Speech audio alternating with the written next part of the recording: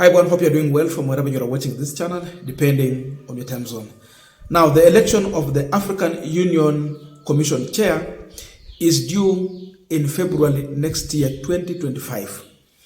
We are well aware that Raila Odinga has already offered himself for the AUC position, and he has been speaking to African leaders directly or indirectly, seeking for their support.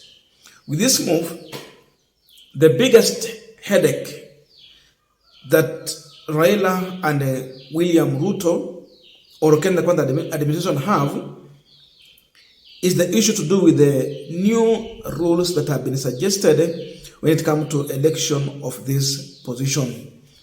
Because is it last month or what, there was new proposals that were suggesting that those countries that have managed to produce either the chairperson of the commission or the deputy chairperson of the commission, they should be not allowed. They should be ineligible to apply or to contest for the AUC commission chair.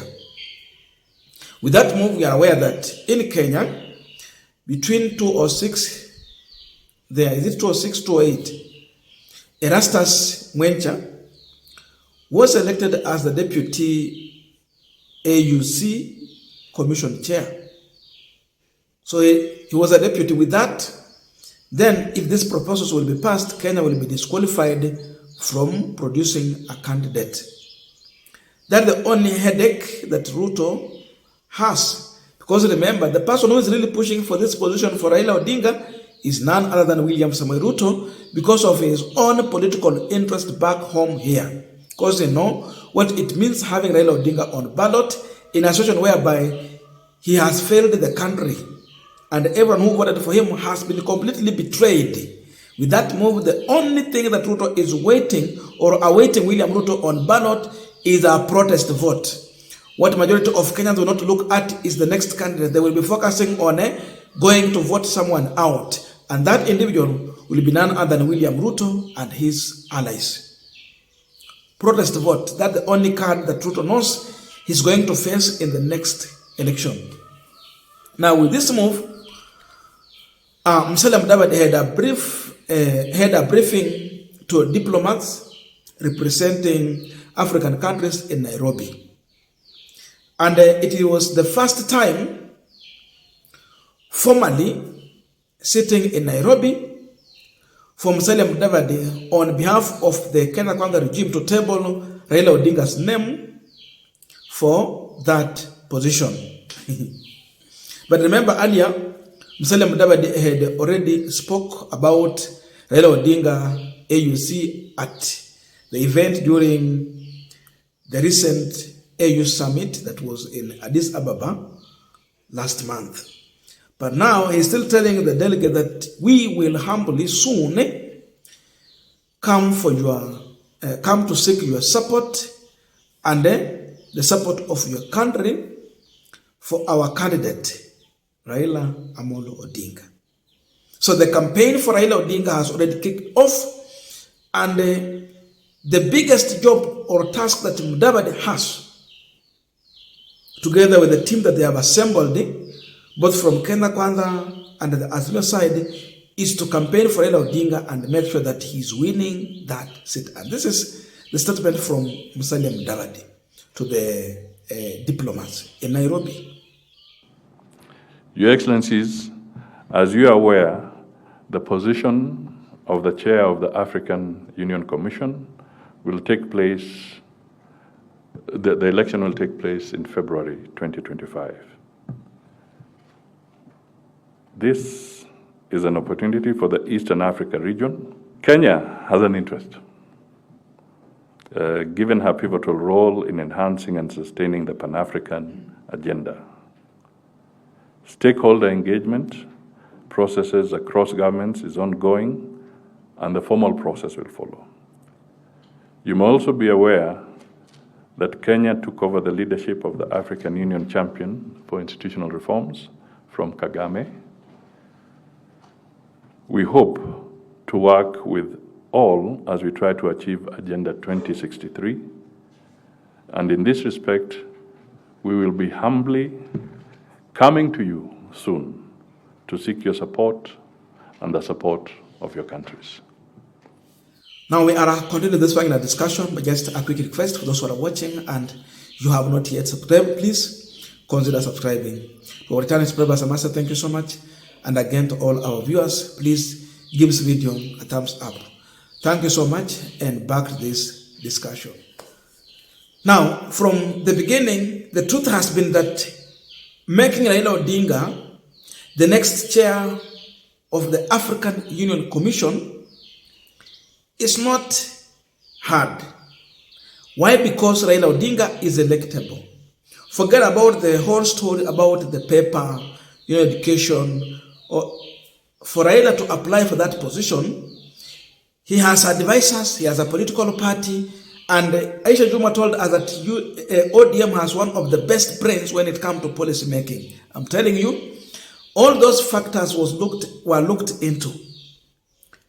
So before Raila offered himself for this position, he was well aware that he has the ability and all the requirement to go for the position. So forget about the issue of education and all that. The biggest problem is all about the new rules that have been put in place. Because right now, the first advantage is that it is time for Eastern Africa and Northern Africa to produce a candidate. Because West Africa they have had, Central Africa they have had, and elsewhere. In fact, some individuals, before they were introducing rules, they had already had for more than 2 terms.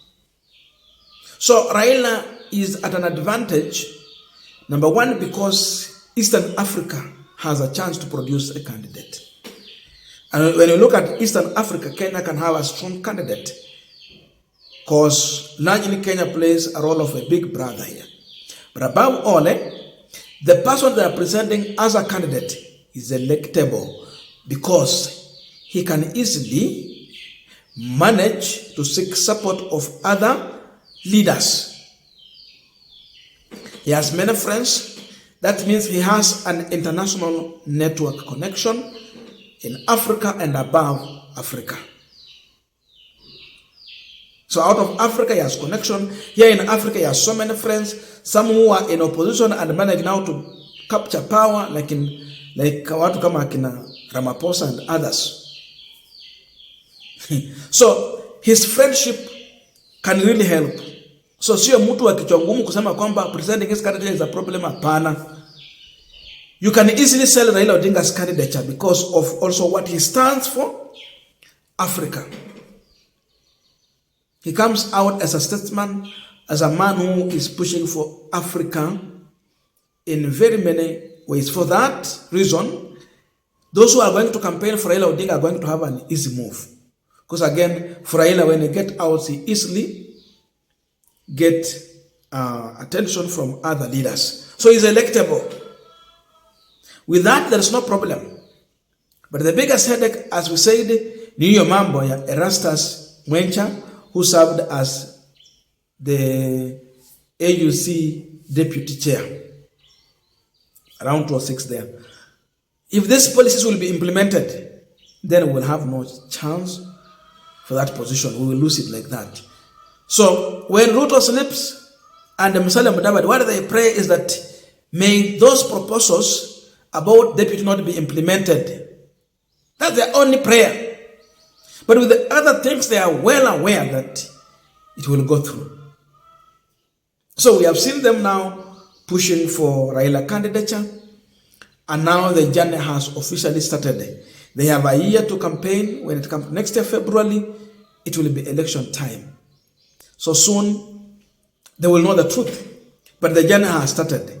For Mudavadi, he has to push by every means, and he has to make sure that he's being seen as a person who is really pushing for Raila Odinga's candidature, because he understands what it means for him back here in Kenya when it comes to Western region politics and Raila Odinga's influence back home. He anajua. For Mudavadi to grow politically, he needed Raila Odinga on his side. Anytime he got to a coalition with Raila Odinga, you see his numbers increasing in terms of the political party, ANC.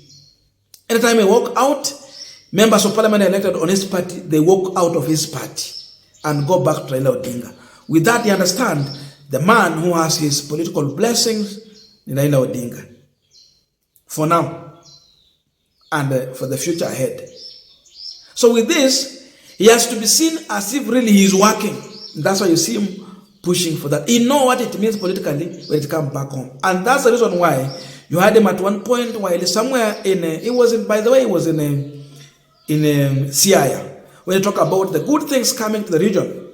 So you see, for that, he has to try and be seen as the people who are pushing for Raila Odinga and make sure that he is really associating with Raila Odinga, so that the political equation can favor him back home. So that when I get Raila Odinga, I'm hey, mzee. So things like those ones. And for William Ruto, you understand, it's all about 2027.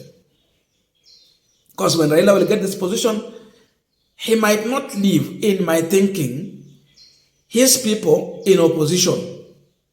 There will be a possibility of Raila Odinga's people in the next election supporting the government side with an interest in being part of that government. That means, kama watafika huko na wapate nafasi ya to influence the government here and there, add their value to the government so that it can have face of Kenya and work for the people, so be it. But as of now, ni kama mambo yatakuwa hivyo. So, people, wale watu wenye wako na ugumu hapa kabisa ni Musalia Mudavadi na William Ruto. Because Mudavadi has interest in 2032, but above all, 2017 also is an issue he has to work on. William Ruto has to work tooth and nail to make sure that 2027 has favored him. But for Raila Odinga, even if the rules will not allow him to get that position, he will miss it, but he will be back home here, being sure that he is going to give William Ruto a hard time, which can easily give him a chance to ascend to power. So for Raila, he has nothing to lose when he loses that position, because he knows there's still something big back home to get. In my view, that's what I can say. I don't know your views, but let us know in the comment section to continue with this discussion. Thank you so much, and see you in our next video.